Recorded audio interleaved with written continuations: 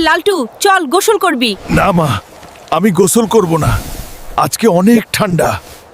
লালটু তুই 6 দিন ধরে গোসল করস না, আজকে গোসল না করলে বাচ্চারা কি শিখবে? না মা, আজকে আমি কোনোভাবেই গোসল দেব না।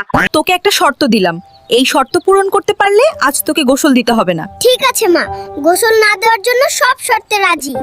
শর্ত হলো মঙ্গল গ্রহে যেয়ে আমার জন্য মুরগি আনতে হবে। ঠিক আছে মা, আমি মঙ্গল গ্রহে যেয়ে তোমার জন্য মুরগি এনে দেব। এই তো মঙ্গল গ্রহেও মুরগি আছে।